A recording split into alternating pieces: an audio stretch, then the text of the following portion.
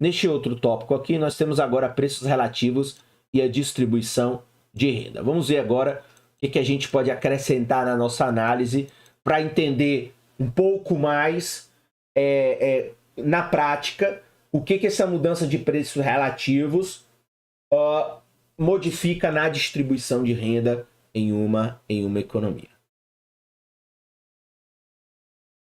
Até aqui, analisamos o seguinte aspecto do modelo de fatores específicos. O primeiro aspecto é o seguinte: a determinação das possibilidades de produção, dada a tecnologia e os recursos de uma economia.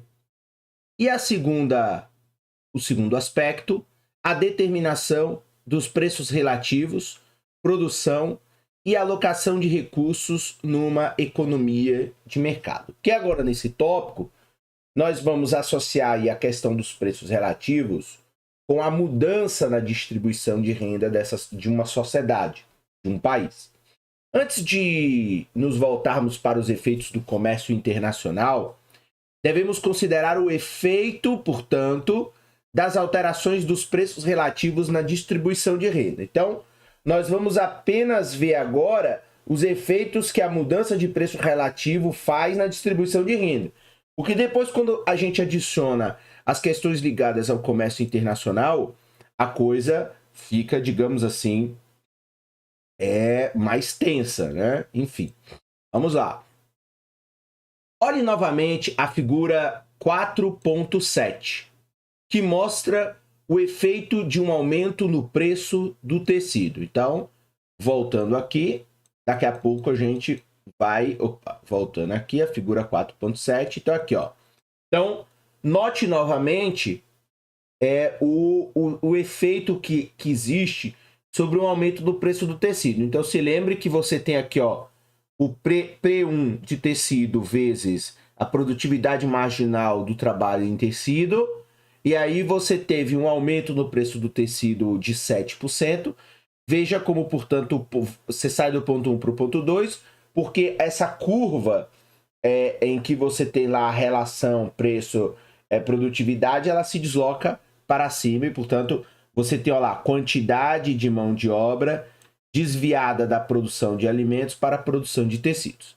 Mas vamos voltar lá no texto e daqui a pouco a gente volta para ampliar as reflexões sobre essa questão. Já observamos que a curva da demanda de mão de obra no setor será deslocada para cima. Então, aumenta o preço do tecido, aumenta a lucratividade, vontade de produzir mais, o setor de tecidos contrata mais. Então, veja, a curva de demanda de mão de obra no setor será deslocada para cima na proporção do aumento no preço de tecido. De modo que, se o preço de tecido PT cresce 7%, a curva definida por preço de tecido vezes produtividade marginal do trabalho de tecido também aumenta 7%. Então, o preço aumentou 7%. Vamos voltar aqui. Digamos, aqui está levando em consideração que, portanto, a curva se desloca o equivalente também a 7%, ok? Então, de novo, ó, a curva de demanda de mão de obra no setor será deslocada na mesma proporção. Então, aumentou o preço em 7%, esse setor de tecidos vai buscar mais 7% de trabalhadores, vai demandar 7% a mais de trabalhadores.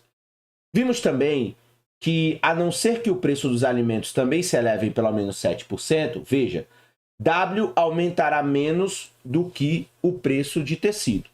Então, assim, se só os preços de tecido subirem 7%, porque a gente já viu na sessão anterior quando ocorre o aumento proporcional dos dois produtos, né? Então, aumentou tecido em 10%, aumentou alimentos em 10%, aumentam os salários também, na mesma proporção em 10%. Mas neste caso, como apenas um produto aumentou o seu preço, aumentou aqui o preço dos alimentos, se elevou em 7%, portanto o salário vai aumentar menos do que o preço de tecido. Assim, se só os preços de tecido subirem 7%, esperamos, por exemplo, que os salários subam, digamos, 3%. Aí aqui os autores colocam uma suposição, então suponha que aumentam apenas 3%. Vamos ver o que esse resultado implica para os rendimentos dos três grupos. Então, o que vai acontecer com os rendimentos dos três grupos? Dos trabalhadores, dos proprietários de capital e dos proprietários de terra. Então, veja, os trabalhadores acham que sua taxa salarial aumentou, mas menos do que em proporção ao preço de tecido. Assim, o seu salário real em termos de tecido, W dividido por PT, cai, porque o preço do tecido aumentou 7 e o salário aumentou 3, ou seja, a quantidade de tecido que podem comprar com seus rendimentos salariais.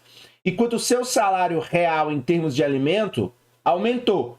Então, quando não há um aumento geral da economia, 10%, 10%, 10%, como a gente viu na sessão anterior, e portanto aqui há uma mudança de um preço relativo, veja, o salário, o preço do tecido aumenta 7%, o preço do alimento permanece, o salário aumenta 3%. Então, o salário, ele teve ele caiu do ponto de vista real em relação ao tecido, mas ele subiu em relação a alimentos, porque o salário aumentou 3, mas os alimentos permaneceram no mesmo valor. Então você realiza uma espécie de desorganização, ou você cria novas relações de preços entre os vários preços da economia. Percebe? Então, dada essa informação, não podemos dizer se os trabalhadores vão melhorar ou piorar. Isso depende, portanto, da importância relativa do tecido e dos alimentos no consumo dos trabalhadores. Então, claro, que se o trabalhador ele gasta mais dinheiro com alimento do que com tecido, isso significa, portanto, que ele melhorou a sua situação de consumo, porque ele agora está consumindo mais alimentos. Mas se ele consome mais tecido do que alimentos, a sua situação piorou. Então, isso vai depender do tipo de consumidor. Então, claro que o consumo dos trabalhadores é determinado por suas preferências. E essa é uma questão que não nos aprofundaremos mais. Os proprietários de capital, no entanto, vão definitivamente... Os proprietários do capital, no entanto, vão definitivamente melhor. E eu acho que há uma questão de tradução aqui no texto, melhorar, né? Então, veja, a taxa salarial real, em termos de tecido, ele caiu. Então, seus lucros em termos do que eles produzem aumentou, é claro. Porque aí, nessa casa, né, ou seja, lembrando, para produzir tecido precisa de capital e trabalho, o preço do produto aumentou, tanto os lucros aumentaram, só que o salário aumentou um pouquinho. Então, digamos, 4, então aumentou o preço em 7, mas você deu 3 para os trabalhadores, significa que a sua taxa de lucro aumentou em 4. Então, aqui fica muito simples. Então, os lucros em termos do que eles produzem, tecido também aumentou. Ou seja, a renda dos proprietários do capital subirá mais do que proporcionalmente com o aumento de preço de tecido. Ou seja, uma vez que o preço de tecido sobe em relação ao preço dos alimentos, a renda dos capitalistas claramente sobe em termos de ambos os bens. Por outro lado, os proprietários de terra estão definitivamente pior. Eles perdem 2 motivos, ou seja, o salário real em termos de alimentos, o bem que eles produzem sobe, então o salário real sobe, e reduzindo sua renda, o aumento de preço de tecido reduz o poder de compra de qualquer renda determinada. Então, veja que como você teve um aumento de um preço relativo que um proprietário de terra não produz, no caso ele produz alimento e não tecido, então o salário real em termos de alimento subiu, então os proprietários, quem produz alimento está perdendo, e reduz a sua renda também, porque ele, quando vai acessar o preço de tecido também aumentou. Então, o apêndice deste capítulo descreve em mais detalhes as alterações de bem-estar dos capitalistas e proprietários de terras. Logo depois, a gente dá uma olhada nesse apêndice em separado numa próxima videoaula, ok? Então, veja, se o preço relativo mudasse para o lado oposto e o preço relativo do tecido tivesse diminuído, então as previsões poderiam ser revertidas. Proprietários de capital ficariam pior e proprietários de terra melhor. Então, veja, aqui a gente teve um aumento de preço relativo do tecido. Se a gente faz a análise o contrário, ou seja, o preço dos alimentos fossem os que aumentassem em termos relativos, você teria então uma mudança de beneficiários, percebe? No caso, o proprietário de terra perderia, e os proprietários de capital perderiam, e os proprietários de terra melhorariam. Mas na situação de tecido, os proprietários de terra ganham, e os proprietários de capital ganham, desculpa, e os proprietários de terra ficam numa situação pior. Então, de novo, se você tivesse a situação invertida, você ia ter um ganho também invertido, ou, enfim, vice-versa. A mudança no bem-estar dos trabalhadores, novamente, ela parece ambígua, ou seja, o salário real em termos de tecido sobe, mas o seu salário real em termos de alimentos cairia, se fosse o contrário, né? Então, ou seja, os efeitos são inversos. O efeito, portanto, de uma mudança do preço relativo sobre a distribuição de renda pode ser resumido do seguinte. Então, o que é que a mudança no preço relativo produz para os agentes econômicos envolvidos? Então, veja, o fator específico para o setor, no caso aqui, o preço do tecido aumentou. Então, o fator específico capital para o setor cujo preço relativo aumenta, melhora, é definitivamente melhor. Então, o preço do tecido aumentou, para produzir tecido eu preciso de capital e trabalho, consequentemente esse fator específico capital melhora a sua situação. E o fator específico para o setor cujo o preço relativo diminui é pior. Então, para os proprietários de terra que, portanto, produzem alimento e não tecido, a sua situação por conta da mudança do preço relativo muda. E a mudança no bem-estar para o fator móvel, ela é ambígua. Então, no caso, os trabalhadores ganharam? Bem, depende. Se eles têm mais produtos, se eles, por exemplo, compram mais alimentos do que tecido, o seu bem-estar melhorou muito, porque o seu salário aumentou, mas o preço dos alimentos ficou constante. Se eles compram mais tecido, a sua situação, digamos, o tecido aumentou mais do que o seu salário, então ele ficaria numa situação pior. Então, veja como a reflexão é ambígua. Mas o ponto importante nessa seção é o fato de ver que, portanto, preço relativo e distribuição de renda produz 3 efeitos.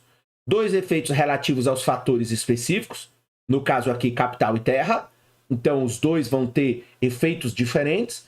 Em relação ao bem, ao fator móvel, ao trabalho que está presente tanto para produzir tecido quanto para produzir alimentos, você veja que aqui o bem-estar ele dá um resultado ambíguo, ou seja, depende. A resposta é depende de que consumidor nós estamos falando.